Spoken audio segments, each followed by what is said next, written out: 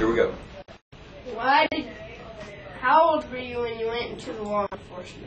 I was 26 years old, and that was the year 1981. I entered the Tulsa Police Academy after I graduated college at Eastern State University. Entered the police academy, and I was the second oldest person, and there was one man that was 31, I was 26, and the rest were 22 and 23. So I tried a couple other jobs after I got out of college, and certainly had a desire to pursue the career in law enforcement. So that's why I was a little bit older when I entered the police academy. Why did you go into the police academy? I grew up right here in Claremore, Oklahoma, and truly idolized the police officers and firefighters and people that I saw working these jobs down here, the sheriff, the deputies. Those were all people I wanted to talk to all my life. And I had some misconceptions about the career and what it would pay and how I could provide for my family with what was very low pay at that time. It's still not an extremely high paying job. It's very rewarding. So it was just a lifelong desire that I become a police officer, and so I'll be honest, I didn't prepare myself in college for a career in law enforcement. I have a business degree, but still that desire and what I wanted to do really never went away. So we made up our mind, my wife and I, that we would try the police academy and see if that's really what I wanted to do. And 30 years later, I think it was. What education did you have to be a sheriff? I completed my bachelor's degree before I started the Tulsa Police Department. Now, I will say this, that now, of course, it's difficult to do anything without education. A person needs a college degree to pursue any of the better law enforcement jobs that exist. So now the Tulsa Police Department, my son just got in the police department a year ago in Tulsa, and it requires a bachelor's degree. At the time I entered, there was not a requirement. You had to have 108 college hours, but that was an awkward requirement. So they went ahead and increased that to a bachelor's degree. And my son, his degree was speech communications, and he loves his job as a Tulsa police officer. And I think that doesn't always have to be a criminal justice career or a criminal justice major to be a police officer, because the police academy teaches you everything they want you to know. Why did you leave Tulsa County to come to Rogers County? I did 27 years with the Tulsa Police Department, and if I had to do it over again, I'd do it all over again, because I enjoyed my career there.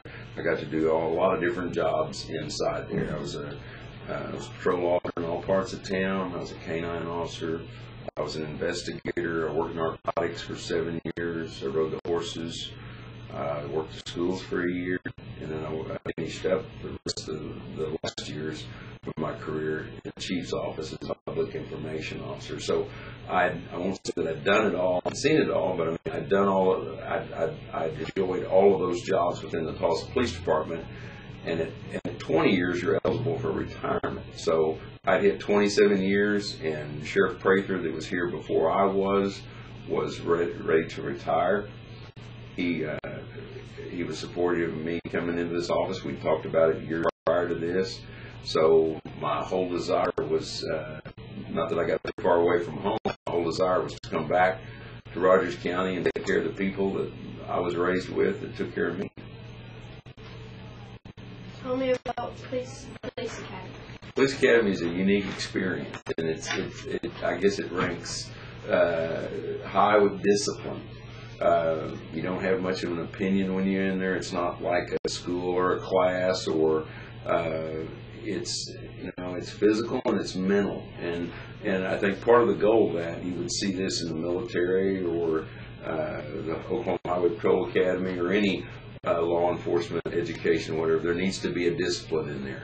It needs to be to the point that you have to more or less prove that you really want to be a police officer to endure this type of training, because some of it is painful and some of it is it's painful mentally and it's painful physically. Not to the point of abusing anybody, but There's truly physical parts of it. I mean, you run, you do push-ups, you get sprayed with pepper spray, you get tased with a taser, and a lot of that's not fun, but it's and I won't say it's an initiation style, but these are all things that anybody knows when they see another police officer that person went through that too. They wanted to be a police officer bad enough that they endured some of these things, and they're not that bad. I mean, it's what you need, as far as you need to experience these things in a controlled situation. So when you experience them in an absolute out of control situation, it's not all foreign to you. What is the scariest thing that's ever happened to you?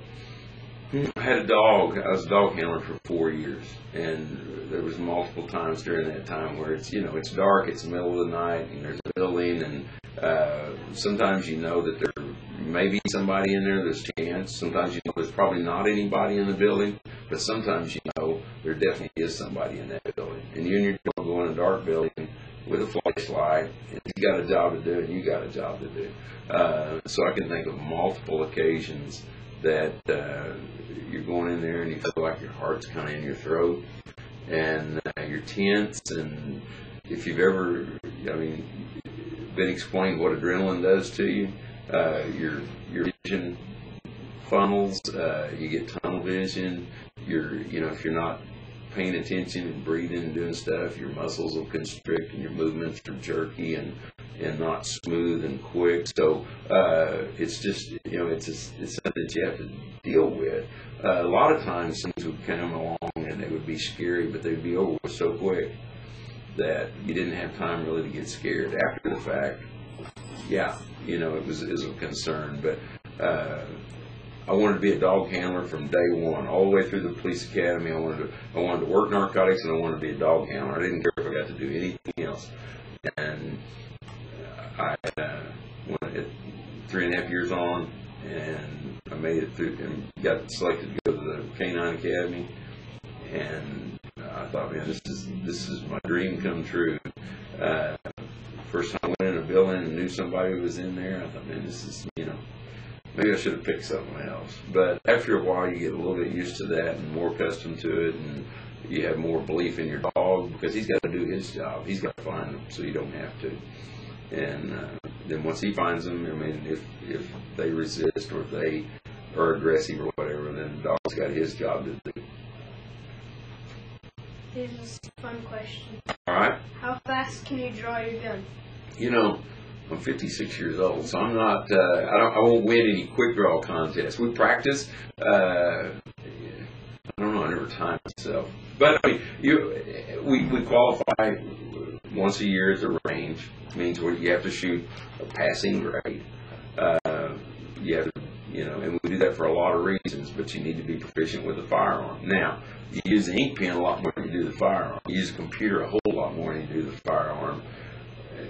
That's why I would stress education, but you need to be proficient with the firearm, and it has to come out, quick, smooth, and accurate, and all that stuff. So I can't give you a time, but when we're at the range and they say ready on the right, ready on the left, ready on the firing line, and then you hear this little blast of air. We'll go out there someday, and the target's blade. You can't shoot until the target's blade. So you'll hear everybody down the line from you. Everybody, you can hear them drawing their weapons just about the same time. You'll hear them. I guess you could take clear in leather, but now it's mostly clear in plastic. But you'll hear those guns coming out. So everybody's kind of on, tactics are a big thing. But I do practice every now and then. How fast can you chase a bad guy on the road? Okay, that's a good question. Okay, we got lights and sirens on our vehicles, and it's only with the lights and sirens that we can violate the rules of the road. Okay, and that's a real important question because what we don't want to do, we have to get from here to there, and sometimes cover a lot of distance to get to emergency. We need to get there quick. So you have to drive fast. Now, what we don't want to do is endanger people's lives. Just the innocent person with his family going down the road trying to get from point A to point B. We don't want to so endanger them going to something else that may not, and often not, when we get there, is as bad as we have been told it is. So, I mean, it's often they exceed 100 miles an hour. We're just now looking at some technology where we can monitor how fast the sheriff's cars go. I mean, by GPS, and we know the Oklahoma County Sheriff John Wetzel, he gets a beep on his phone if one of his cars goes over 80 miles an hour. No, I'll take it back. He gets a beep on his phone. A supervisor gets notification on their phone if a sheriff's car goes over 80 miles an hour. If it goes over 100 miles an hour, the sheriff himself gets a notification on his phone. So this is a deal kind of to discipline ourselves, where sometimes you don't want to throw good judgment out the window and have a car wreck trying to get to help somebody. You can't get there you can't help them if you don't get there. That's a good question. Next question. That's it? Gee. What kind? You grade me? No. Okay, good. All right. So you can't fail this test. Did you enjoy doing this? All right. That was awesome.